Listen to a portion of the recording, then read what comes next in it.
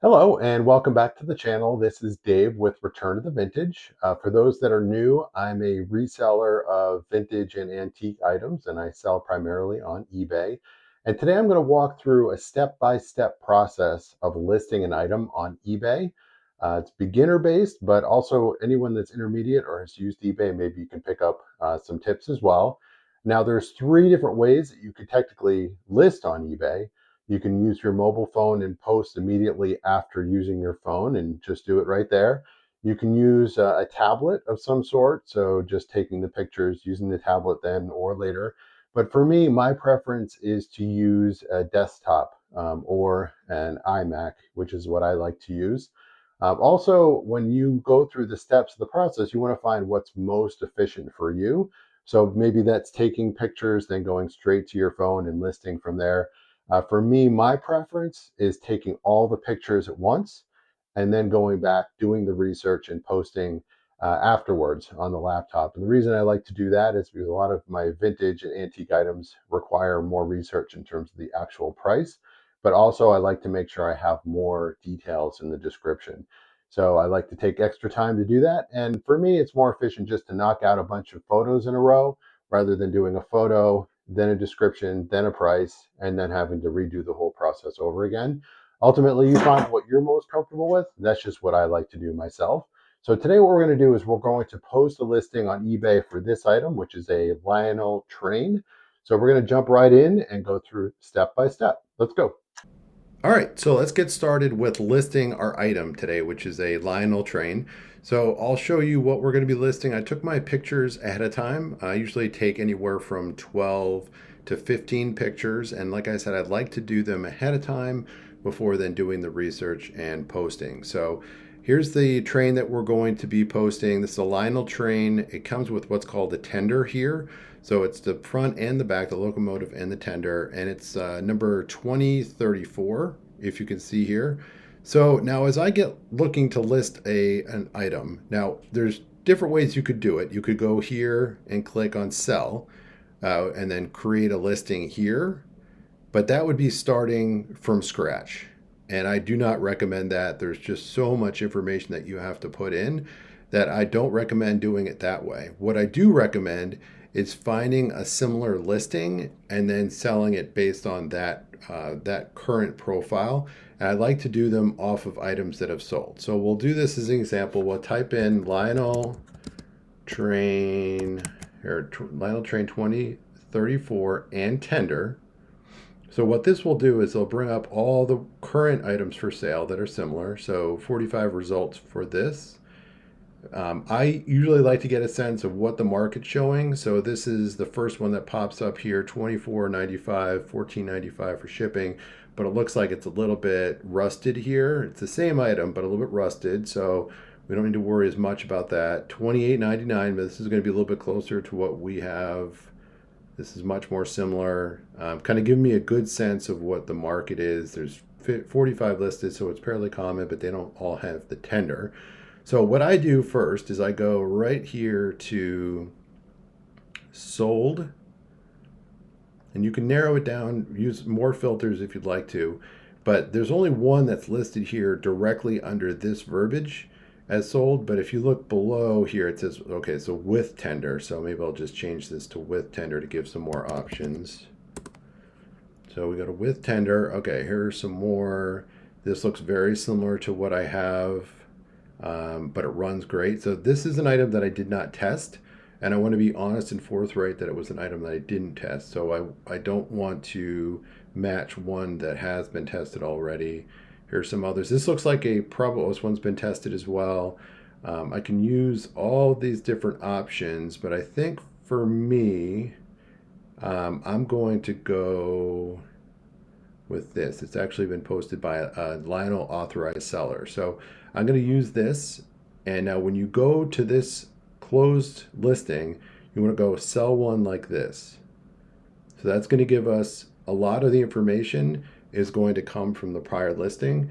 And as long as you don't copy it word for word, you should be fine. I've been doing this for years. There's never been any issues. I just don't like to take someone's exact words and put it on mine. So now we're starting here with photos. So for me, I keep all my photos here in my eBay photos area, and I like to start with. Sorry, I'm gonna do this one, this one, this one, this one, this one, and I usually like to do the measurements last. Okay, so I like to upload it here, and you can actually edit pretty well here. So you can do editing before you get to this point, but for me, I like to edit here. You can still do some cropping. You can change the color if you need to. Also, if you wanted to do a little bit of an adjustment to the background, you can do that here too. I don't prefer to, but again, it's pretty good from an editing standpoint. I'm going to cancel that and stay with this. And then I have all my other pictures. I'm not going to get into too much in terms of editing, but I'm still going to list this. So I'm going to still go a little bit quick, but I want to make sure these are all at least well suited for posting. All right, they all look good.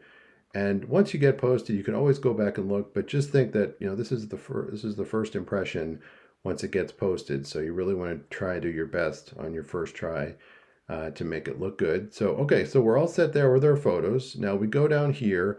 I really try to maximize the 80 characters if you get a chance to.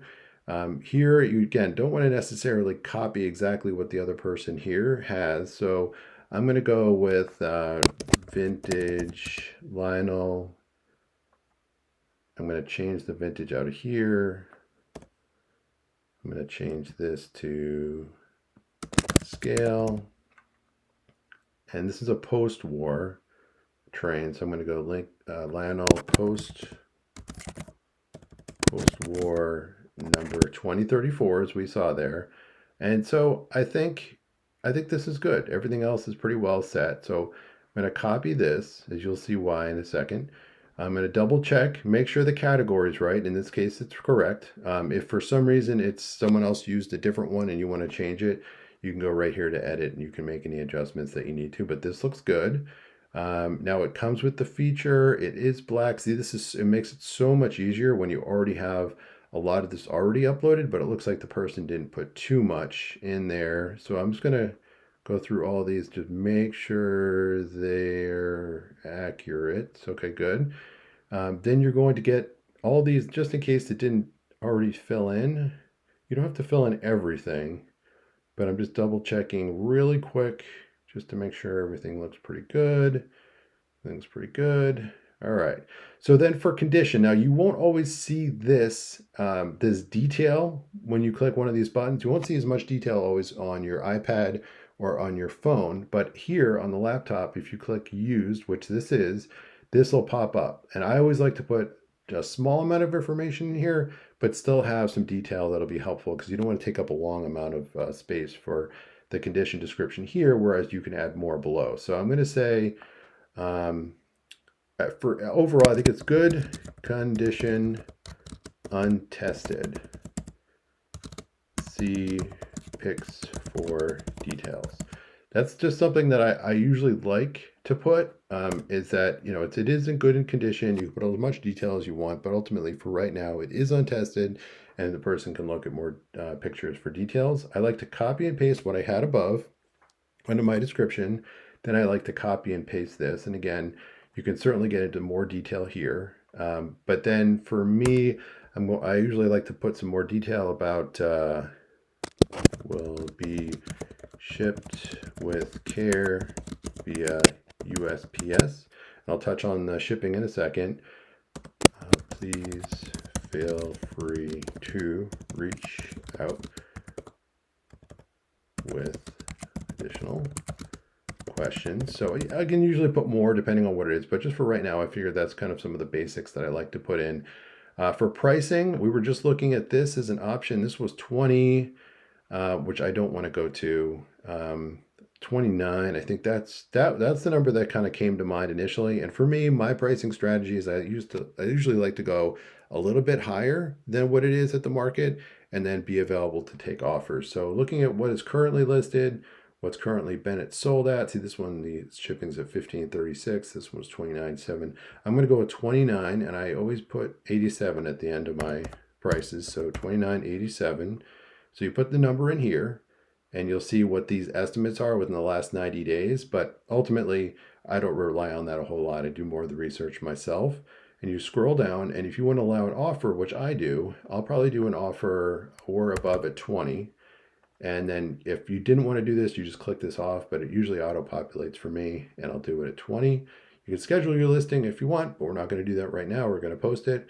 Now, if you get to shipping, so looking at shipping, you have your different options. You've got USPS Ground Advantage. The main ones besides that are like UPS, which you see here, or FedEx. And then post up, USPS has a priority mailing option as well. But for me, for this, it's probably going to be about 3 pound, 3.5 pounds. Thinking about the sizing and the images, this is probably going to be this. I'll combine these together. So probably about 12 by 4, 12 by 4 by 4, something like that. So for me, and again, it takes a lot of time to kind of figure out the right price. But for me, I think a good pricing estimate for this, it's probably gonna be shipped at maybe $13 or so. I'm gonna go with 12.65. That would be my guess. And the way that I do this in terms of my thought is a flat fee. I'm in the Boston area, so I need to think how much is it going to cost if I need to ship it to California.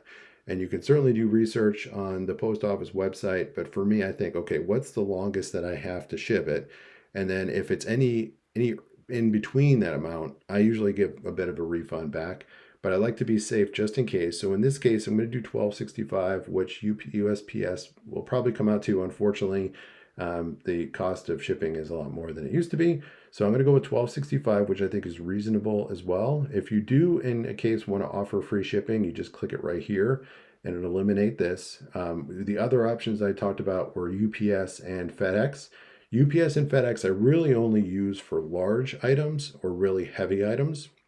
So USPS Ground Advantage is usually my standard that I go by.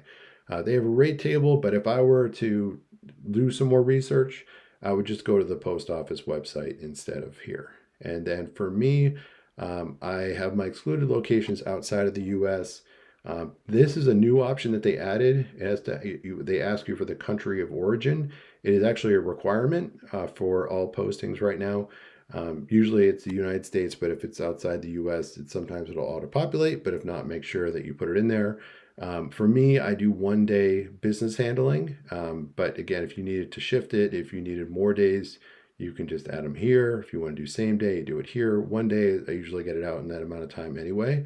And then for me, I always accept returns within 30 days, and it's I always will do it for free. So I put that here. You can change it to 14 or 60. It's just a recommendation to maintain a higher status on eBay if you keep it at 30 days, and then free for buyer. And for me, like I said, I do my listings with as much detail as I can and with as many photos as I can, which really limits my returns. I only usually have between 5 and 10 returns every year. And I think it's because of a lot of those details that I add in. So for me, just having this as free for buyer is just a nice perk, but really don't need to use it very often, which is good. So the next thing that you can do is promote your listing. Now, promoting your listing essentially puts it closer to the top. The more that you spend, the higher it'll go. There have been some changes recently with promoting your listings where now eBay will not just charge if your current item sells, but if others sell after clicking on that.